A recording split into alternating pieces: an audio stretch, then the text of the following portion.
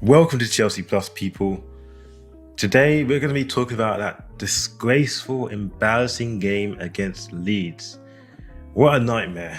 I mean, normally I would be talking about each individual player rating one by one, but I would actually be here all day if I did do that. So I'm going to talk about the overall game and kind of break it down a little bit more.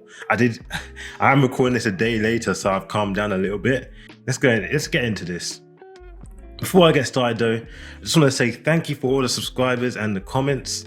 I was aiming for 20 subs, I'm now on 30, so thank you. I'm aiming for 50 now, so let's go up to the next stage, 50. I just want to say a big shout out to my man Matt Osborne. It was literally the one bright light I had yesterday. Reading his comments made it, because I was not doing good. So big up Matt Osborne and also Roger Santos as well. Thank you for subscribing as well. If you guys subscribe or have any comments, I may include it in my next video, so please put it down. Getting into the performance, let's talk about Edouard Mendy. I said I didn't want to talk about individual performances, but with him, you have to. He had not a good game. He's been like this since the second half of last season, so it's not the first time he's been like this. And on the ball, he's just not doing it. I don't know what he was doing. He maybe thought it was Edison for some reason, but it's actually Edouard Mendy, so I don't know what's going on here with him. He really put us under pressure with that goal, and I'm not going to say we would have won the game if we didn't do that, because we looked bad all over, but it definitely did mess us up from the very beginning. Now, one thing I don't like as well is we don't have anyone to replace him if he does bad. Now, there's no hierarchy here, it's just Edouard Mendy or bust. Kepa looks like he may be going to Napoli, even though it's gone a bit cold, but it looks like we want him out. And the American keeper isn't coming until halfway through the season, and he's going to be too young to have all this pressure to be the first name on the team sheet for goalkeeping. So I really feel like we messed up on the goalkeeping here. I mean, just anyone that can compete with Mendy would be a huge blessing. And it means if Mendy does bad, he has someone to look over his shoulder to, and we'll replace him. But right now, we're just stuck with him, and I can only just hope he gets better in form. I'm going to say, well, that mess up was huge, and he keeps adding that to each game, so I'm not liking it here. I feel like tactically, our defense wasn't well set up. Even our best defender, Thiago Silva, seemed like the tactics weren't set up for him. Now, Koulibaly, on the other hand, he got the run around for sure. Welcome to the Premier League, by the way. Koulibaly got run around, Reece James got run around, and they got caught out a few times, which led to goals or a red card. So we kind of messed up here in just in our tactics, how we handled them. You can see the ratings here already. Thiago Silva is a 6, Reece is a 5, and Koulibaly is a 4 because he looked like the odd duck there for sure. So I'm hoping, I already know this guy's a class defender, so I don't really have any worries. But I'm hoping this is not a normal thing that happens to him. We need him to be in top form because the left side is our weaker side defensively, in my opinion. So let's see. Now, our midfield, I did talk about this already. We do have a midfield dilemma here.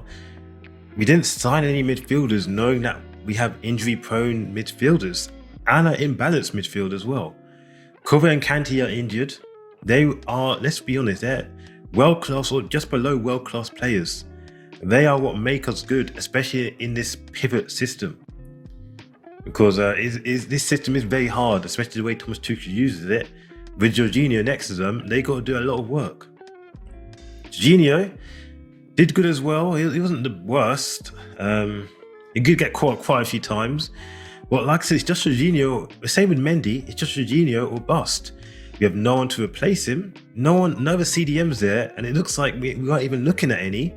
If Ampadu look like he's going to be going as well, so it's Jorginho or bust this season, and hopefully he stays on good form because we're going to need him.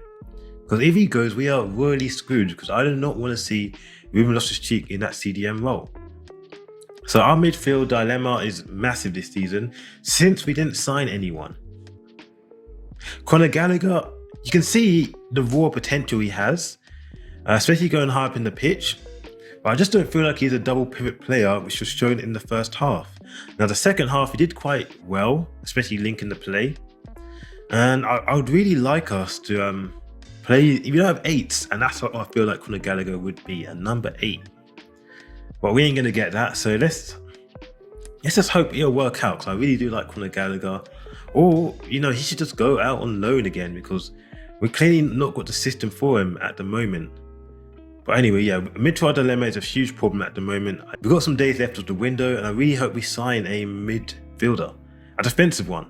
Even Man United are signing midfielders. Casemiro, I think, is actually going to be a classy signing, and we'll see him actually improve Man United's defence along with their attack, with him being there, because that's what good CDMs or world-class CDMs do. I do wish, even though he's on outstanding wages, I do wish we put in a bid or look for someone like him. Oh yeah, enough on the midfield. The wing backs as well.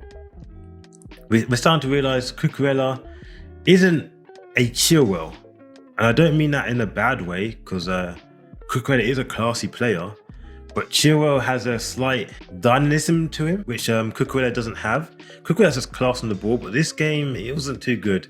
He failed to link up with Sterling a few times, but it wasn't bad. I mean, I gave him a 5 out of 10. He wasn't the worst performance. We need to inform fullbacks for this one, and our fullbacks didn't do well, along with Ruben Loftus-Cheek.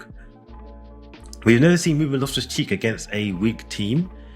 Like, we always see him against the big teams like Tottenham, Real Madrid, and it goes well.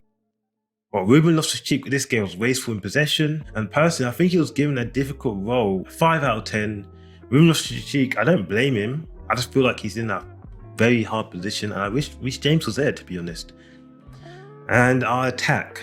Now, in our attack, we created very few shots, only 3 shots, not including the offside chances, and pretty much we were offering little to nothing up front. Kai Havertz, I didn't even know he was playing. Apparently he did 19 passes, but I don't remember him. And Kai Havertz, we really need to step up, but like I said, it is a hard system for our attackers, so sometimes I don't even blame him. But when we're seeing what he's doing, like, you gotta blame him a little for this as well. So I'm on the fence with Kai Havertz at the moment, but this is his big season. What do you guys think about Kai Havertz? Are you a Kai Havertz in or Kai Havertz out kind of person? And I feel like Mason Mount and Raheem Sterling started off quite well. They could have done a little bit better, but they started off well-ish, but it went down massively as the game went on. And Mount really struggled in the final third, but I don't expect him to be in the final third all the time. I like him deeper. But yeah, he did struggle in the final third here. And for Raheem Sterling, he was pulled off. And with Raheem Sterling, he couldn't get his shots on target, but we already know he's not an elite gunman. He's just known for his elite movement. We have to create more chances so he can actually get his first goal here. I really hope we don't get onto him, because like I said, our attack is very hard. Like, we need... If everything's not on form, our attack's going to be struggling a lot, because that's our weakest position.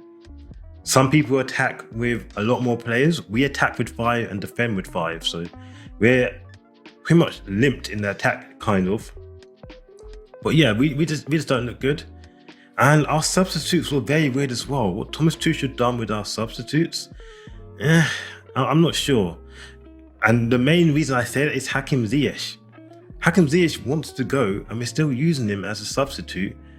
And apparently he went straight on the airplane to Amsterdam to go to Ajax after the game. He's done. I don't know why we're still playing him when we have players there that, you know, players there that should be over him. Like, I feel like comes to the door. Yeah, he's not the best, but I don't think he wants to be here anymore. But if he showed a bit more trust in him, maybe he'd like to play. Maybe that's a bad example, but I just don't like the way how we used Hakim Ziyech as a sub. Pulisic tried to do something, but was unable to do so. It's not really much to talk about with him. Well, yeah, now to talk about Thomas Tuchel, he blames individual errors. But one thing I'm realizing is individual errors are a big part of our game now. We're seeing it a lot, especially, like I said, since the second half of last season. Is he to blame a little bit for our individual errors? Maybe. I mean, with Koulibaly, we are leaving him one-on-one a lot. Like, I haven't seen our defenders left one-on-one like this for a while. Like, there's so many one-on-one defending. Reece James, we're playing him out of position. So what do you expect? He's not made to track the runs like that all the time. And we're playing with, like I said, he didn't want to sign any midfielders. So pretty much we have maybe improved the squad, but we have the same problems. So have we really improved? Because we haven't improved on our weakest areas. So I'm just not sure with what Thomas Tuchel's doing here. I'm happy to get proven wrong, because I actually do love Thomas Tuchel. but he does deserve some criticism, especially for this loss. And if he doesn't get top 4, which is going to be a huge ask, could this be the end of Thomas Tuchel? I don't know. Very early signs, very reactionary, I know, in saying that. Well, you got to start saying it now, because we are Chelsea, and if we get a few more losses, looking at Arsenal and Tottenham, we could be out of the top 4 race very soon. Anyways, what do you guys think about my ratings? Am I too harsh on some? Do some deserve a much worse rating? Was I harsh on Thomas Tuchel here? I don't know. Anyway, like, comment, subscribe, and peace.